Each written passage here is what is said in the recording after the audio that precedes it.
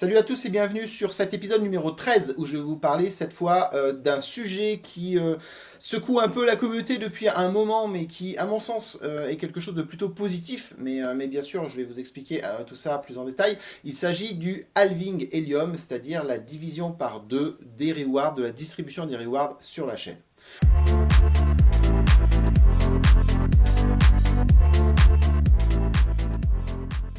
Alors, comme je viens de le dire, eh bien, un halving, c'est le fait de changer le nombre de rewards qui sont distribués chaque mois sur la chaîne. Et donc, pour être très concret, à partir du 1er août 2021, eh bien, les rewards qui précédemment étaient de 5 millions distribués tous les mois sur la chaîne va passer à 2,5 millions distribués sur la chaîne. Alors c'est pas un événement qui est comme ça totalement ponctuel et qui se passe à un moment, c'est un événement qui se passe déjà le 1er août parce que c'est l'anniversaire de la chaîne. C'est-à-dire que la chaîne a généré ses premiers tokens le 1er août 2019 et donc par conséquent, eh bien 2 ans plus tard, on arrive sur le premier halving. Et je dis bien le premier halving parce qu'en fait des halvings, il va y en avoir plusieurs et en réalité il y en a tous les 2 ans et tous les 2 ans on va diviser par 2 le nombre de rewards qui est distribué par la chaîne. Alors pourquoi est-ce qu'on fait ça? Eh bien on fait ça tout simplement pour valoriser le token. C'est pas quelque chose qui est là pour embêter les mineurs ou quoi que ce soit, hein. C'est fait pour en fait donner de la valeur au token de façon à ce qu'on ait une supply maximum de tokens qui soit globalement limitée alors qu'on va distribuer dans le temps. L'objectif c'est aussi de voir les choses un peu à l'envers, c'est-à-dire que l'objectif aussi c'est de favoriser les premiers, ceux qui ont cru et qui ont fait les premiers investissements à un moment où on ne connaissait pas du tout la rentabilité. Donc finalement, ces premiers investisseurs qui ont pris le risque d'aller sur la blockchain, eh bien on leur propose un nombre de rewards un peu plus important pour les motiver et pour que la rentabilité soit plus intéressante. Et puis au fur et à mesure, finalement, on va dire que les nouveaux investisseurs prennent de moins en moins de risques et donc par conséquent, on va globalement diminuer un peu le nombre de rewards. Donc vous voyez, il y a plusieurs façons de voir les choses, mais finalement tout ça, ça a une finalité qui est importante, c'est celle de donner de la valeur au token. Bon, c'est quoi la valeur sur un token? La valeur sur un token, c'est quelque chose de globalement abstrait. Alors petit rappel, j'en ai parlé dans les autres vidéos, moi ce que j'aime bien sur Helium, c'est qu'il y a quand même un lien avec le monde physique parce qu'on construit un réseau qui existe dans le monde réel et que sur ce réseau, eh bien, il y a des transactions qui correspondent à des choses de l'économie réelle, comme par exemple le fait d'insérer un hotspot ou le fait de faire de la communication sur le réseau. Et donc ça a des prix en euros qui se traduisent par des transactions, je ne vais pas revenir dans les détails, et qui d'une certaine façon donnent une valeur tangible au token. Donc ça, c'est quelque chose d'un peu spécifique au HNT que je trouve vraiment très intéressant et qui donne une valeur tangible. Mais comme j'ai expliqué dans d'autres vidéos, sur le cours actuel du token, cette valeur tangible, elle est environ de 1 dollar. Donc c'est pratiquement rien par rapport à la valorisation qui, en ce moment, est autour de 12 dollars. Donc par conséquent, le reste, c'est de la spéculation. Et qu'est-ce qui fait la spéculation? C'est le rapport entre l'offre et la demande. En gros, s'il y a des gens qui trouvent que le HNT c'est cool et qu'ils ont envie d'en acheter parce qu'ils y croient dans le futur, ils croient qu'il va y avoir de la croissance, il va y donc y avoir une demande qui est importante.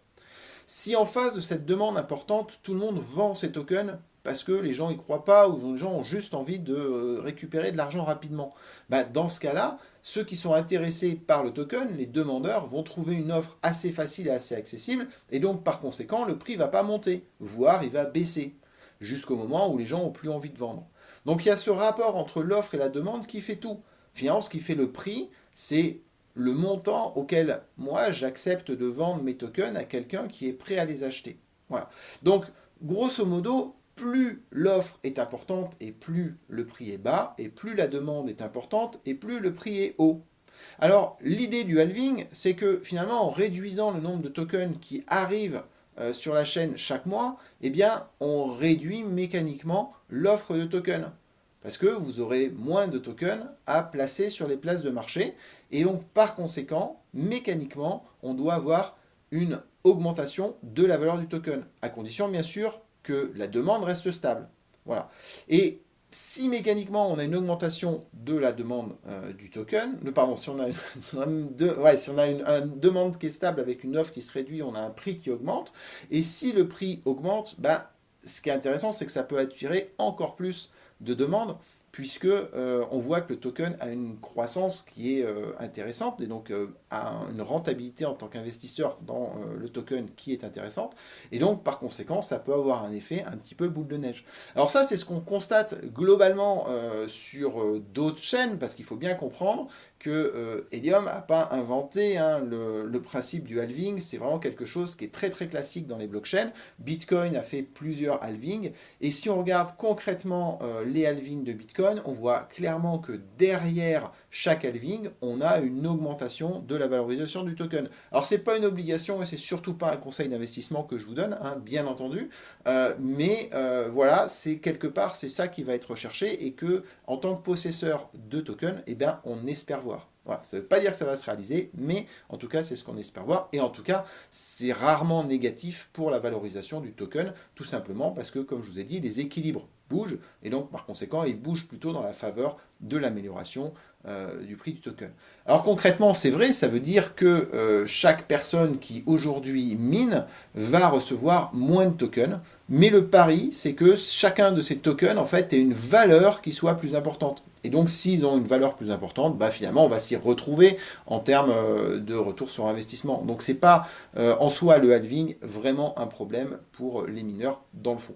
Ce qui est plus problématique dans la diminution des tokens et qui est un effet qui est beaucoup plus important, c'est l'augmentation du nombre de mineurs. Donc, c'est des gens qui s'inquiètent un peu des rémunérations parce qu'ils attendent leur hotspot. Finalement, ce n'est pas le halving qui va être le principal risque qu'ils ont, c'est plus le nombre de hotspots. Quand vous avez miné avec 10 000 hotspots et que maintenant vous avez 100 000 hotspots, bah forcément les mêmes rewards sont divisés par 10 et donc vous avez 10 fois moins de rewards. Mais si on regarde les choses aussi de cette façon-là, quand il y avait 10 000 hotspots, la valorisation du token n'était pas du tout la même que celle qu'elle est aujourd'hui. Donc par conséquent, c'est aussi quelque chose de positif d'avoir un réseau qui est très large parce que ça veut dire que c'est un réseau sur lequel on peut avoir confiance sur la capacité à donner quelque chose de viable dans le futur et donc la pérennité du projet.